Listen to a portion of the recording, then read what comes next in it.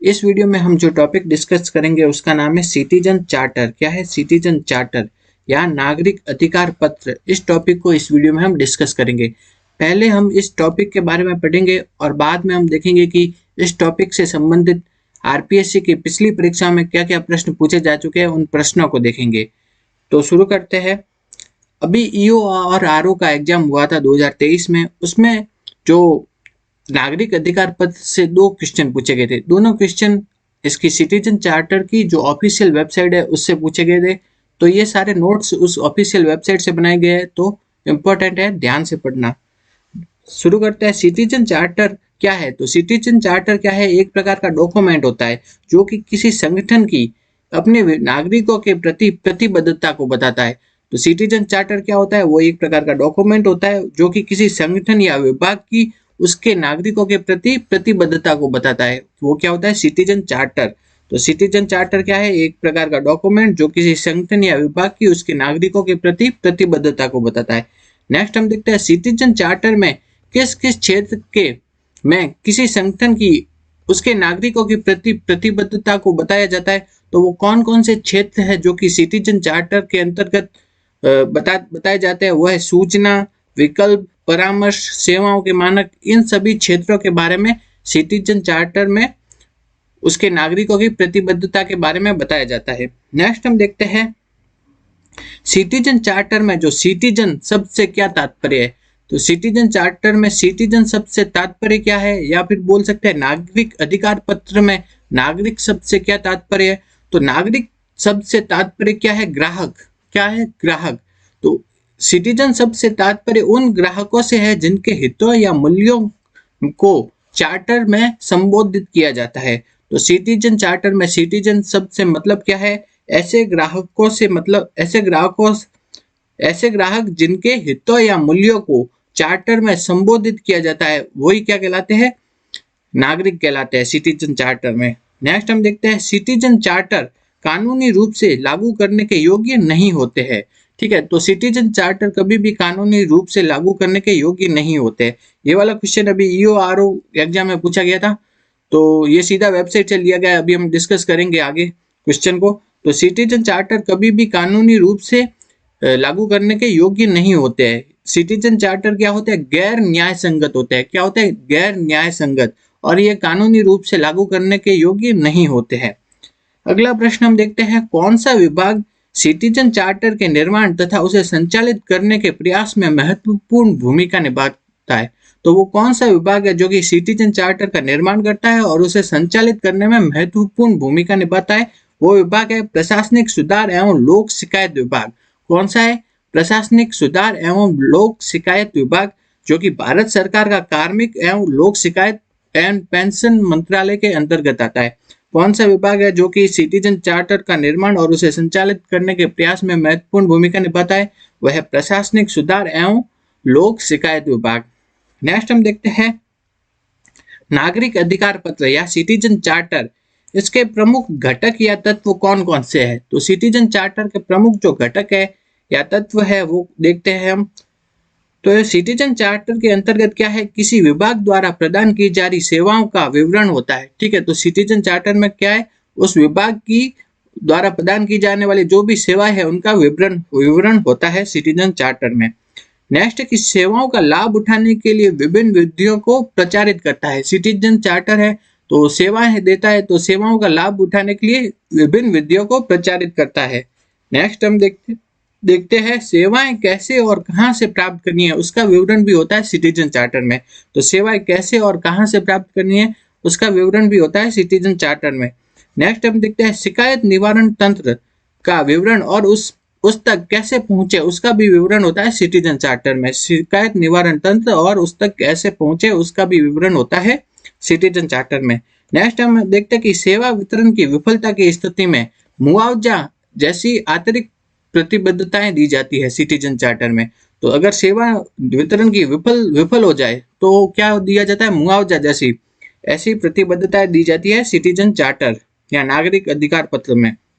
Next है कि नागरिकों का विवरण तथा नागरिकों से अपेक्षाएं, ये भी किसमें होती है? सिटीजन चार्टर में। नेक्स्ट है कि लोक अभिकरण की अपेक्षाएं, ये भी सिटीजन चार्टर के अंतर्गत आती है। नेक्स्ट हम देख लेते हैं सिटीजन चार्टर में अभिकरण के कार्य का के निरीक्षण करने का कोई भी प्रावधान नहीं है। तो सिटीजन चार्टर है उसमें अभिकरण होता है ना, उसके कार्य के निरीक्षण यानी इंस्पेक्शन करने का कोई भी प्रावधान नहीं होता है। ये लाइन याद रखनी है, तो सही गलत में आपसे पूछ सकते हैं। अब हम देख लेते हैं कि पिछले एग्जामों में, अब हम देखते हैं कि आरपीएससी की पुरानी परीक्षाओं में जो सिटीजन चार्टर से क्या क्या प्रश्न पूछे गए थे उनको देखते हैं। तो पहला प्रश्न है, निम्नलिखित में से कौन सा दस्तावेज सूचना, विकल्प, परामर्श और सेवाओं के मानक आदि के संबंध में अपने नागरिकों के प्रति संगठन की प्रतिबद्धता पर ध्यान केंद्रित करने के लिए एक व्यवस्थित प्रयास का प्रतिनिधित्व करता है। एक व्यवस्थित प्रयास का प्रतिनिधित्व कौन सा वो करता है संगठन, वह है नागरिक अधिकार पत्र। कौन सा है? नागरिक अधिकार पत्र है, जो कि एक दस्तावेज है जो कि संगठन की अपने नागरिकों के प्रति प्रतिबद्धता को बताता है। नागरिक अधिकार पत्र, या इसे क्या भी कहा जाता है, सिटीजन चार्टर। ये वाला क्वेश्चन सीधा सीधा जो आपके सिटीजन चार्टर की जो वेबसाइट है, सिटीजन गवर्नमेंट ऑफ इंडिया की सिटीजन चार्टर की जो वेबसाइट है, वहां पे FAQ फ्रीक्वेंटली आस्क्ड क्वेश्चन दिए हुए, उससे सीधा का सीधा उठाया गया है। तो ये देखते हैं हम, सिटीजन चार्टर क्या है। तो सिटीजन चार्टर एक दस्तावेज है जो सेवाओं के मानक, सूचना, विकल्प और परामर्श, गैर भेदभाव और पहुंच, शिकायत निवारण, शिष्टाचार और पैसे के मूल्य के संबंध में अपने नागरिकों के प्रति संगठन की प्रतिबद्धता पर ध्यान केंद्रित करने की एक व्यवस्थित प्रयास का प्रतिनिधित्व करता है। ठीक है, ये क्वेश्चन सीधा वहां से उठाया गया है। तो हमने ये देख लिया है। तो नेक्स्ट हम देखते हैं आगे, अगला प्रश्न देखते हैं। अगला प्रश्न क्या है, क्या नागरिक अधिकार पत्र या सिटीजन चार्टर कानूनी रूप से लागू करने के योग्य है? अभी हमने देखा था कि वो कानूनी रूप से लागू करने के योग्य नहीं है, तो इसका आंसर होगा बिल्कुल नहीं। तो वो कानूनी रूप से लागू करने के योग्य नहीं है। ये वाला प्रश्न भी सीधा उठाया गया है जो वेबसाइट से, उसको देखते हैं। ये प्रश्न है FAQ में दिया हुआ है सीधा का सीधा, क्या सिटीजन चार्टर कानूनी रूप से लागू करने के योग्य है? तो नहीं, बिल्कुल नहीं है। नागरिक चार्टर कानूनी रूप से लागू करने के योग्य नहीं है, इसलिए ये गैर न्याय संगत है। तो ये दोनों EORO में क्वेश्चन पूछे गए थे अभी 2023 के एग्जाम में, सीधे के सीधे वेबसाइट से उठाए गए हैं। तो हमने वेबसाइट से ही सीधे नोट्स बनाए हैं, तो इम्पोर्टेंट है। ठीक है, तो उस हिसाब से याद करने के हिसाब से महत्वपूर्ण है। आगे अगला प्रश्न हम देखते हैं।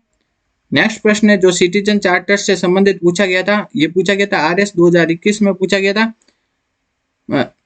ये किसी पुराने एग्जाम में पूछा गया था। इसके बारे में हम देखते हैं कि नागरिक अधिकार पत्र के मूल तत्व में कौन सा सम्मिलित नहीं है। ठीक है, तो नागरिक अधिकार पत्र के मूल तत्व में कौन सा सम्मिलित नहीं है उसको देखना है। विभाग अथवा अभिकरण द्वारा प्रदान की जा रही सेवाओं का विवरण, अभी हमने देखा था सेवाओं का विवरण होता है इसमें। सेवाओं का लाभ उठाने के लिए विभिन्न विधियों को प्रचारित करना, ये भी होता है सिटीजन चार्टर में। किसी लोक अभिकरण की अपेक्षा ये भी होती है। नेक्स्ट है अभिकरण के कार्य के निरीक्षण का प्रावधान। तो अभिकरण के कार्य के जो निरीक्षण का प्रावधान नहीं होता है, तो इसमें से कौन सा सही नहीं है? तो वह है फोर्थ ऑप्शन। तो ये तो हमने देख लिया क्या है जो पुराने एग्जामों में प्रश्न आए हैं। अब हम इसकी जो सिटीजन चार्टर की जो ऑफिशियल वेबसाइट है गवर्नमेंट ऑफ इंडिया की, इसमें देख लेते हैं क्या क्या इंपॉर्टेंट है। इन सबको हमने नोट्स में लिख लिया है। सिटीजन चार्टर क्या है ये भी हमने देख लिया है। ये क्या है? एक प्रकार का दस्तावेज है जो सेवाओं के मानक, सूचना, विकल्प, परामर्श, गैर भेदभाव और पहुंच, शिकायत निवारण, शिष्टाचार और पैसे के मूल्य के संबंध में नागरिकों के प्रति संगठन की प्रतिबद्धता पर ध्यान केंद्रित करने की एक व्यवस्थित प्रयास का प्रतिनिधित्व करता है। अभी हमने देख लिया था इनने जो। नेक्स्ट है कि सिटीजन चार्टर में नागरिक या नागरिक अधिकार पत्र में नागरिक शब्द के क्या आशय है? तो हमने देखा था नागरिक शब्द से आशय क्या है? ग्राहक। नागरिक शब्द के से आशय है क्या है? ग्राहक। ग्राहकों को ही क्या कहा जाता है सिटीजन चार्टर में? नागरिक, या क्या कहा जाता है? उन्हें सिटीजन कहा जाता है। अगला हम देखते हैं कि क्या राज्य और केंद्र शासित प्रदेश प्रशासनों के मंत्रालयों, विभागों, एजेंसियों को सिटीजन चार्टर तैयार करने की आवश्यकता है? तो वो इसका क्या है? इसकी आवश्यकता है, उसमें लिखा गया है। इसमें क्या है? 24 राज्यों, केंद्र शासित प्रदेशों में 600 से अधिक सिटीजन चार्टर जारी हो चुके हैं। ये कब का दिया गया है? 14 जनवरी 2019 का अभी तक दिया गया है। नेक्स्ट हम देखते हैं। नेक्स्ट हम देखते हैं, क्या नागरिक चार्टर कानूनी रूप से लागू करने के योग्य है? नहीं, नागरिक चार्टर कानूनी रूप से लागू करने के योग्य नहीं है। यह क्या है? गैर न्याय संगत है। यह भी क्वेश्चन हमने देख लिया है।